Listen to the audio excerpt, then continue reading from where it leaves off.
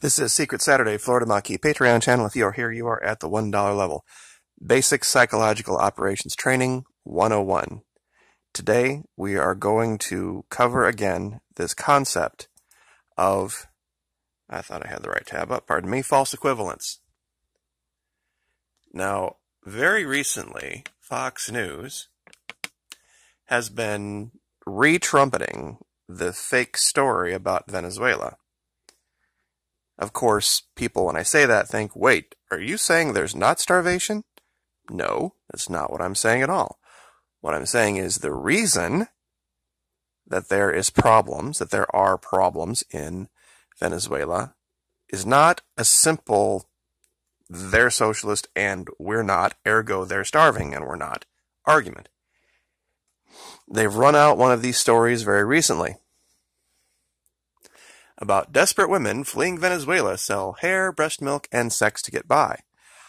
Do you know that in this country, women also sell hair, breast milk, and sex, not just to get by, but for a lot more money than I guess they're selling it for down here, which according, I guess, to Fox, makes it okay. This is something that they don't think their audience is going to make the stretch with. It's like, wait a minute. If they're down there and all these people are just entitled waiting for a government handout, how would they know how to conduct life in a capitalist society? Well, the truth is there's quite a bit of capitalism in Venezuela. There has been for a long time. And I don't know why a whole bunch of right-wing pro-capitalists would see a problem with this. Because according to them, you know, the free market is the answer. So apparently people are turning to the free market to fix it. So why should we intervene? Why should government step in and say, no, this is how it should be now? Of course, this is all false equivalence.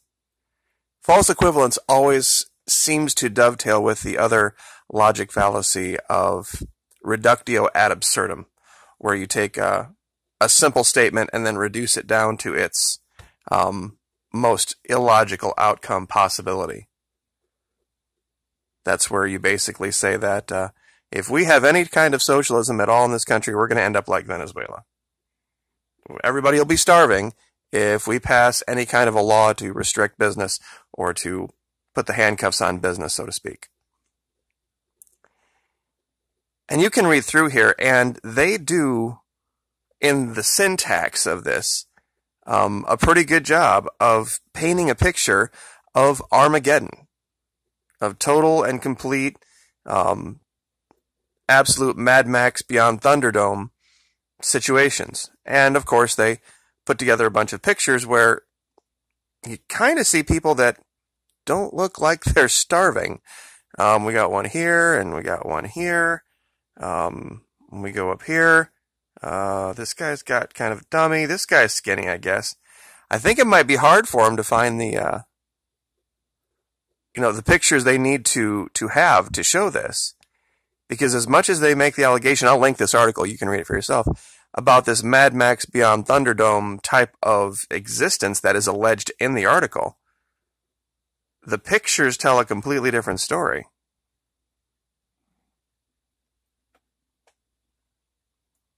Once again, like I said, I'm not saying there aren't problems down there, but why is it every single picture that seems to come out of there doesn't confirm what the syntax of the story says? Because there are places in the world where that is the case, and we have the pictures to back it up. Over in Syria, parts of Southeast Asia, Africa, we see this. And of course, they show this crumbling part of one building with nobody around it.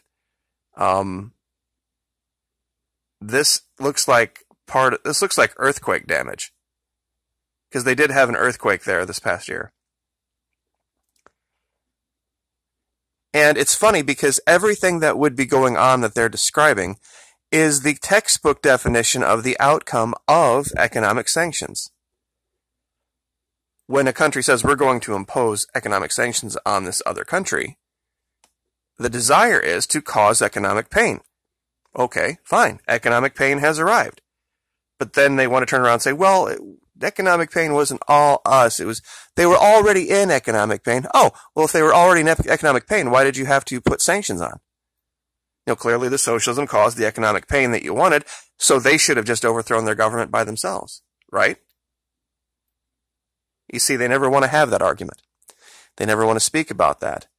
But I'd like to point you guys to a site that is pretty amazing. It's called yourlogicfallacyis.com. yourlogicfallacyis.com. yourlogicalfallacyis.com. And it actually has a place where you can get posters. And like I said, I don't have any financial interest here, but I mean, I ordered the posters for myself. Cognitive biases poster and fallacies poster that you can get, critical thinking cards. And it talks about all of these different fallacies. In fact, you can just sit here at the site and it'll just roll through them. And it'll basically describe the idea of learning not what to think, but how to think. There's also this place called schoolofthought.org, where they are apparently going down this road. They're kind of doing dovetail type training with what we're doing here, where we show people the techniques of thinking, which is the basic fundamental premise of all psychological operations. Once you understand how people think, even if they don't know it themselves, you can manipulate what they believe. And if you would go here, if anyone would go here and spend the time and go through this course, I'm sure they would be pretty darn immune to psychological operations. And this is, of course, schoolofthought.org, just like it sounds. Now, this is a TED Talk talking about this from Brisbane. I'm 5 minutes in, and he says something very relevant to our training here. I'm going to go ahead and let this play for a little bit. Never trust a brain, especially your own, because we are, every single one of us, prone to cognitive biases, to prejudices, and to the blinding effects of privilege and in-group psychology. We like to think of ourselves as, really quite objective and clever, but the unfortunate truth is that we are all, to some extent, flawed, ignorant, and deluded, which, sounds not good. But happily we can do something about it by learning critical thinking skills. What critical thinking teaches us is how to question things rigorously, how to form sound, well-reasoned, coherent thoughts and arguments, and critically, how to identify bullshit. But perhaps the most important thing it teaches us is that it's good to be wrong, that the ideas we hold aren't us, and that we don't need to defend them to the death, and in fact, that we can change those ideas and that it is absolutely liberating to do so. It's something really fundamental to how we approach the world, to have the vulnerability and the humility to be receptive to the idea that I might be wrong, It's profoundly transformative. And when we're trained as critical thinkers, something significant shifts, because we become aware of our own thinking. Why do I think this? How have I come to this conclusion? We become, quite literally, self-aware. This is my thesis, that creative and critical thinking are two sides of the same coin, two parts of an equation that add up to how to think.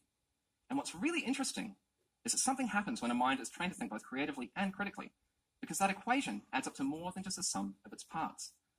There is a seed of genius, there is a fertility of understanding that allows a mind to grow to such great heights when it's able to think creatively in dynamic interplay with thinking critically.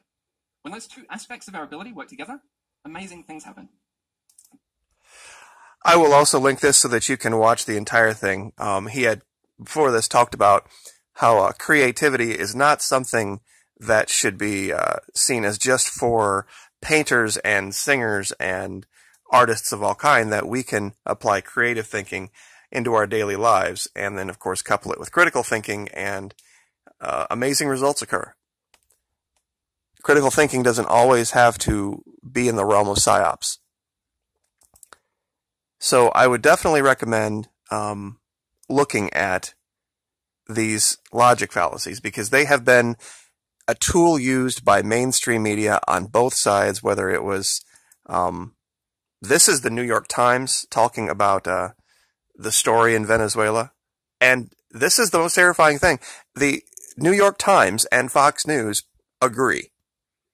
When you read an article from the New York Times about Venezuela, and then you read an article from Fox News, they both make the same fundamental logic fallacy mistakes over and over and over again. Because the people writing the articles at the New York Times and at Fox News were trained in the same schools that did not teach people how to think. They taught them what to think.